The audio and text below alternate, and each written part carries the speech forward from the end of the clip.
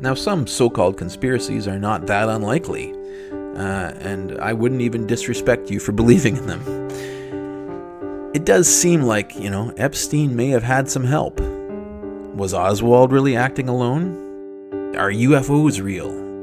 Well, yes, there are unidentified flying objects. The Rational View is a weekly series hosted by me, Dr. Alan Scott, providing a rational, evidence-based perspective addressing important societal issues. Hello, and welcome to another episode of The Rational View. I'm your host, Dr. Al Scott.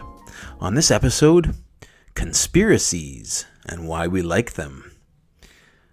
Our government sometimes does shady things and gets caught. Powerful people silence victims of sexual assault. Systemic inequalities and injustice oppress and imprison minorities. Scandals and cover-ups occur frequently. These are not the conspiracies that I want to talk about in this podcast.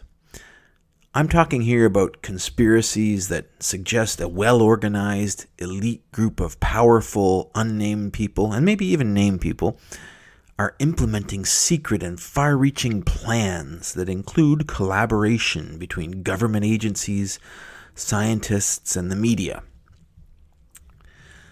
What are some examples?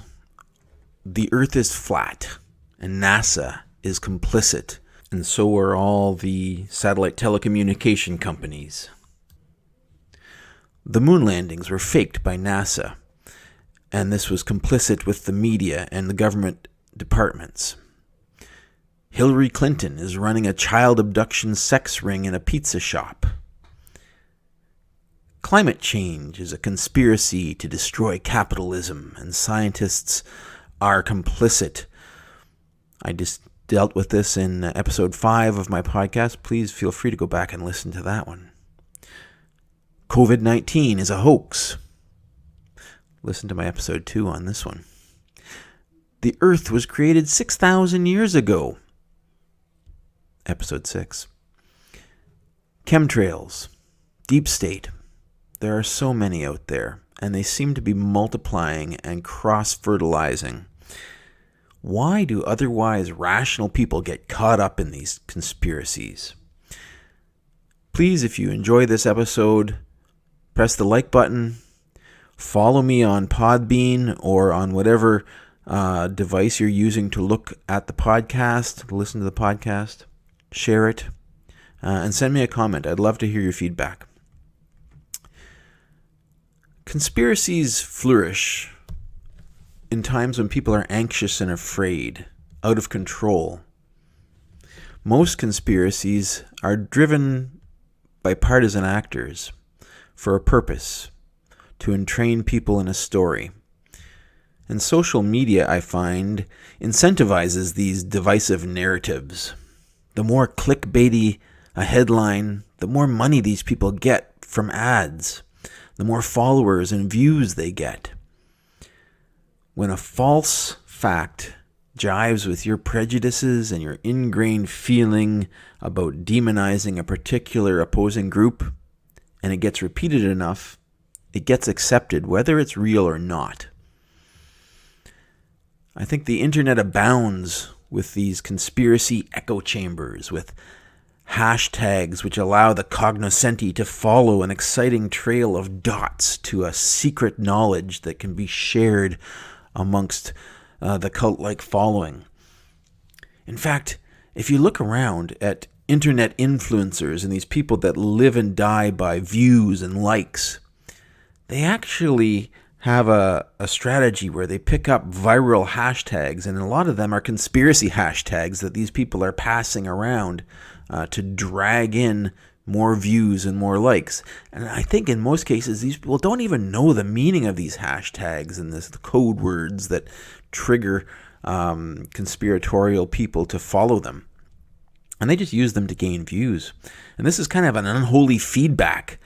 It makes it seem like the belief in their conspiracy is mainstream amongst these beautiful people that they respect, and those that don't have the necessary cognitive skills to tell the difference are emboldened, and it makes it easier for otherwise people to fall into the rabbit hole of questionable YouTube videos and unreferenced claims that support most of these conspiracies.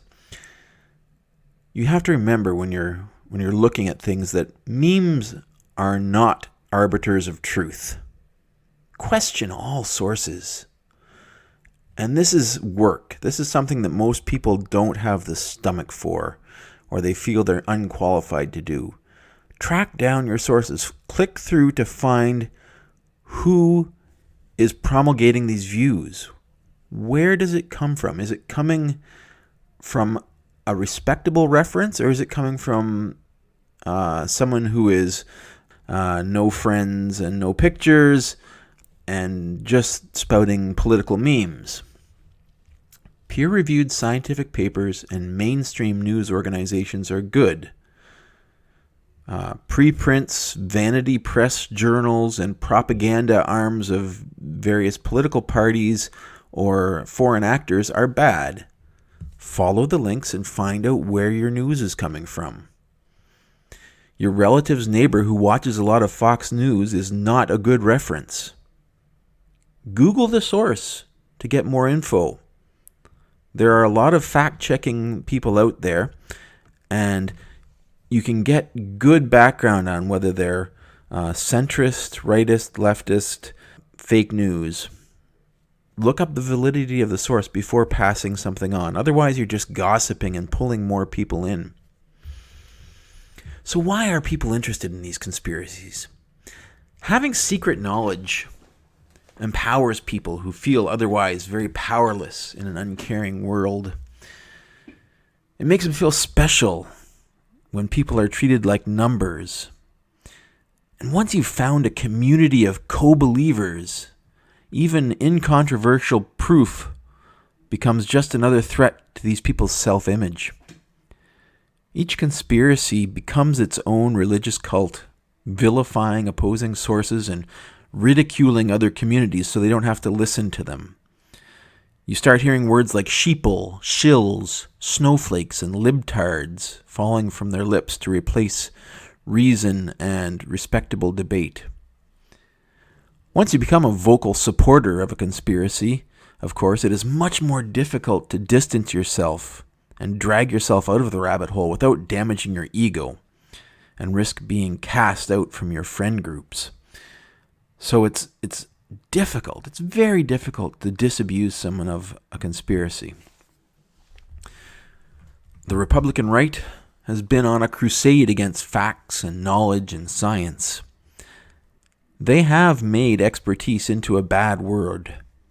They've built a news organization with the sole purpose of constructing a false narrative that keeps their followers in fear and weaponizes them against their political enemies. And they've been largely successful, I think, in deluding their base of ancient, anxious, rural white Christians and pushing the political center of discourse far to the right, where it is now mainstream government policy to build concentration camps on the border and imprison political opponents in unmarked vans. How did this happen? How did we get here? Republicans weren't always like this. They used to be very reasonable people that had a strong grounding in reality. Rural Republicans were strongly pro-oil, and the lobbyists had deep pockets. Scientists and environmentalists were saying we need to stop the bus on climate change. And this message pushed them out of their comfort zone. It was too painful for the right to respond, I think. I don't think they could accept that the economic engine of capitalism was damaging the environment. So they had to find fault.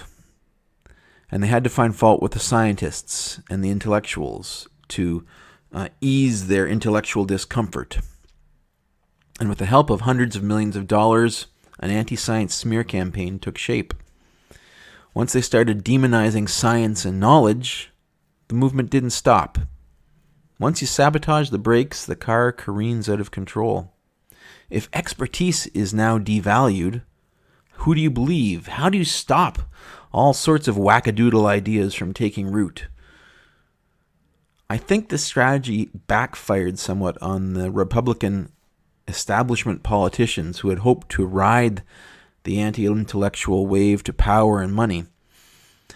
The current Trump administration has all but excluded these establishment politicians in favor of right-wing commentators and anti-government business leaders.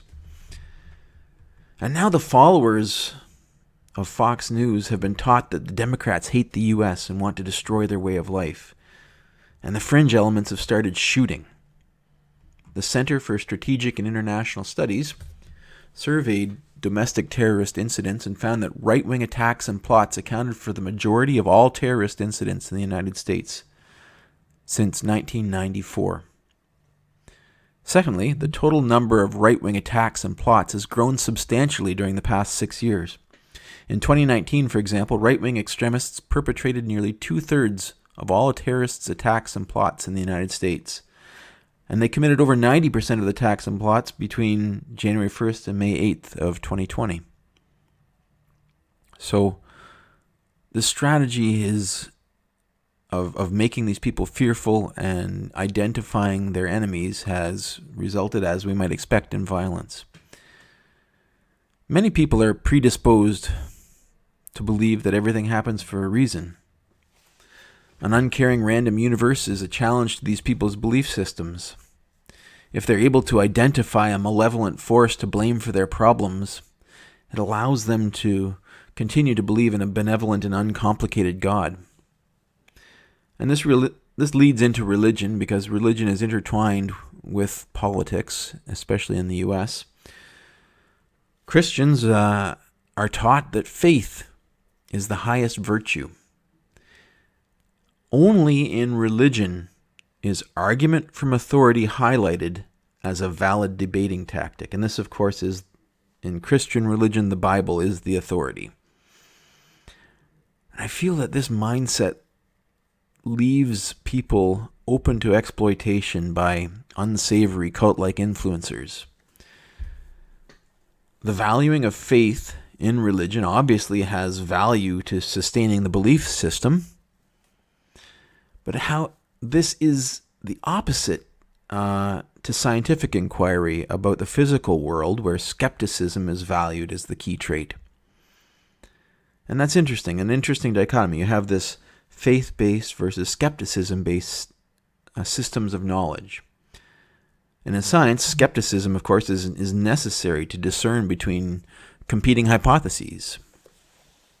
Subjective bias or faith in the face of evidence is one of the greatest sins in science, whereas one of the greatest virtues in religion. Faith leads to a very subjective and individual idea of truth, and this is why we have communities of faith which are very localized and are handed down from parent to child, whereas in science you have a much more diverse belief system, and you don't have scientific camps that are handed down from parent to child and localized to different countries and areas of the world. Scientific responses to theories are scattered throughout the world, and people of diverse faiths and upbringings can go on either side of the issues, whereas in religion it's just the opposite. You have very localized groups with very subjective beliefs. And of course, this doesn't mean faith is a bad thing. Perhaps faith is necessary if one wants to emphasize subjective valuations and meaning and purpose. But it is anathema to achieving an objectively correct working understanding of the physical world. Now, this dichotomy between faith and skepticism is not a problem for most people who can separate their subjective spiritual faith from their objective scientific reasoning. And the vast majority of our society at this time has gone through a religious upbringing. And there really isn't a difference between the left and right sides of the political spectrum in terms of this susceptibility to, or potential religion-based susceptibility to faith and self-bias. It's a challenge we all must face. I also was brought up in a religious community and had to learn that science is not based on faith, it's based on skepticism. And You have to maintain an awareness of self-bias and guard against it whenever you're doing scientific work.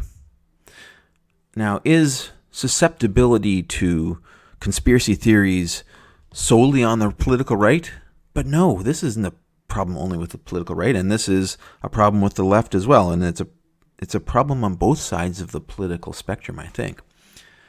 Left-leaning folks have their own conspiracies, and they typically are demonizing corporations and saying that corporations and governments are scheming together to hide the truth. Left-leaning conspirators believe that Monsanto and the government have teamed up to hide the dangers of glyphosate from the public, or Roundup. Listen to my 13th episode to learn more about that. Some believe that Big Pharma is hiding the dangers of vaccination from the public. I took that up in episode 9. They believe that Bill Gates invented COVID-19 to inject them with microchips. Others suggest that the nuclear industry is hiding the true dangers of radiation. You'll love my episode 7 to talk about that. All of these conspiracy theories are likely to be wrong, and they rely on demonizing large groups of people and ignoring the evidence. All of them rely on the fact that scientists are colluding or mistaken.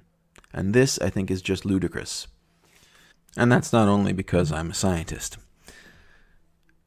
Right-leaning conspirators vilify the government, the free press, and scientists. Lefties vilify industry and scientists. Surveys show that there is not a larger propensity for conspiratorial thinking on either side of the political spectrum, despite how it seems. The problem for scientists is that, as the best source of accurate information about reality, they're vilified by conspirators on both sides. So when the bullets start to fly, it is the scientists that go down first. Intellectuals have the ability to foment dissent and fact-check propaganda. These are not things that politicians of any stripe want to hear.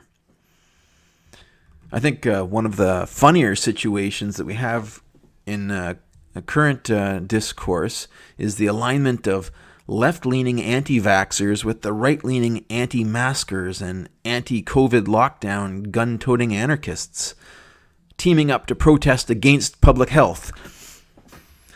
I guess that's not that funny. But maybe you've listened to this and you say, but I still believe in conspiracy theories. People have conspired successfully. Yes, a few have. But as soon as you start getting a large enough organization involved, there's going to be leaks. Any government agency is not a unified front, but a fractured bureaucracy, and there are always whistleblowers and people of conscience who eventually are willing to stand up for the truth in a suitably large group. The question is how difficult and how much they have to put on the line to do that. And it's much more difficult when their lives are at stake than when their jobs are at stake, or when their jobs are at stake versus just their egos. So depending on the brutality of the expected response, you have probably larger conspiracies that can survive in that sort of a scenario. My experience is that most large organizations are more Dilbert than Dr. Evil. Incompetence and disorganization are much better explanations for bad events than organized collusion. For example, the housing market collapse of 2008. If you haven't seen it, The Big Short, it was a great movie that reviewed this thing and showed what really happened. In 2008, the bond rating agencies, S&P, Moody's, were collaborating with the banks and the mortgage lenders, and they ended up bilking investors and workers' pension funds out of trillions of dollars. Was it a conspiracy? By 2008, this group of financial industries had built a crumbling castle of $11 trillion worth of mortgage securities, which they had sold to investors, and was based on home loans given out with little or no due diligence. Was that a conspiracy? Nobody wanted to question the housing bubble. None of the insiders wanted to end the party. They were profiting like gangbusters. There were a few outsiders who didn't drink the Kool-Aid. There were skeptics asking questions, and eventually word got out and the bubble popped. I think this was more of a clown car than a conspiracy. It was certainly a major failure of moral and regulatory standards. Ratings agencies were found to be competing for huge payoffs to rate the big banks' complex mortgage bonds. And the banks were playing the agencies off one against the other to turn piles of junk bonds into AAA-rated investments that fooled most investors. And when the bottom fell out, the investors are the ones that ended up suffering, and the banks got bailed out by the government. So, I don't know if you would call that a conspiracy. Many of these things are allowed to grow and strengthen when people don't stand up for their moral principles and don't do their jobs properly and start taking bribes effectively. And this is how the political system has grown to become rife with corruption and scandal as well.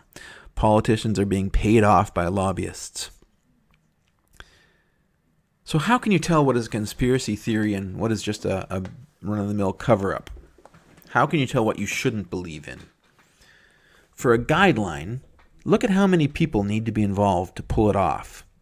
Does it require collusion between multiple organizations? These are extremely difficult to arrange and keep secret. If it involves scientists lying, you can be pretty sure that they are not a united front. And if there's a scientific aspect to it, someone's going to be poking holes in it relatively quickly. How do you disabuse someone who's fallen down the rabbit hole of their conspiratorial beliefs? Conspiracies are like cults. Conspiracy supporters on Facebook have their own closed groups, and they'll boot dissenters without a second thought as soon as a fact is posted. As I've mentioned before, if your peer group believes in something, there's a large cost to question those tenets and risk ostracizement. Curing someone of conspiracyitis is difficult, especially if they've become invested publicly. The first thing to do is not laugh. Don't call names, don't laugh. These people are probably using the conspiracy as a way to exert some sort of control over scary things in the environment that are beyond their control. And their ego can also be heavily invested, especially if they've posted on the topic. And they've probably built up a support group inside the conspiracy cult. If you need to save someone, if you want to save someone, you need to treat them with respect, like you would a dinner guest or a grandparent who's talking about religion. Even if you are thinking that the elevator doesn't go all the way to the top, if you want to make inroads with these people, you need to open a respectful dialogue, or they're going to clam up and retreat into a defensive mode. Once they feel attacked, you are no longer on their side. Engagement is key. Ask about their beliefs. Try to echo them back accurately and precisely. This often helps to highlight the inconsistencies in the more wacko theories and may lead to a breakthrough. You can say, this seems highly unlikely, but don't make fun. Look for areas where you agree and work outward from there.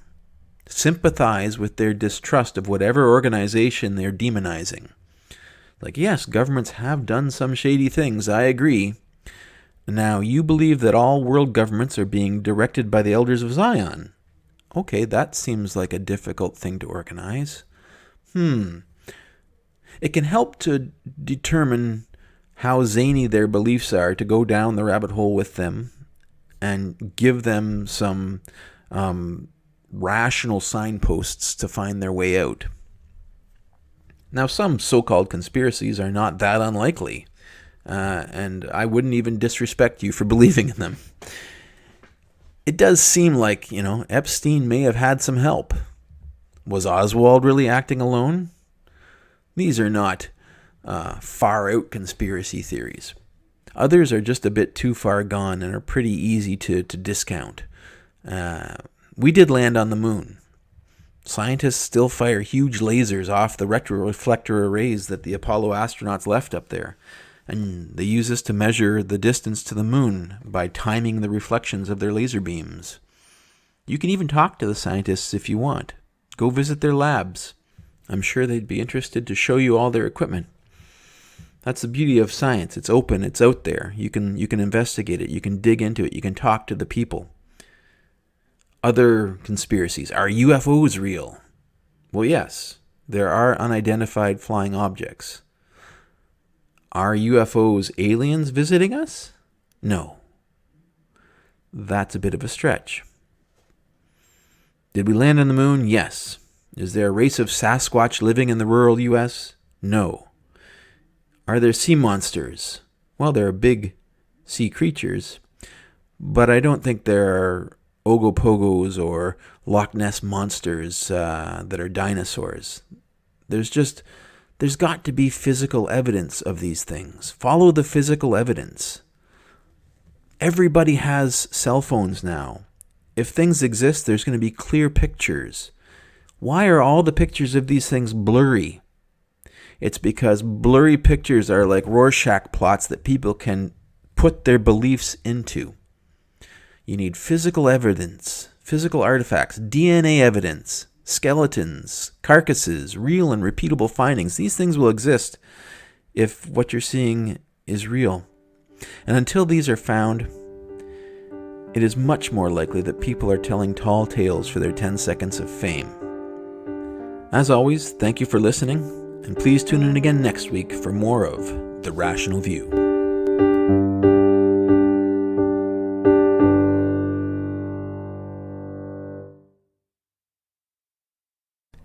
If you're enjoying what you're hearing, please consider visiting my Patreon page and becoming a patron of this podcast at patron.podbean.com/TheRationalView.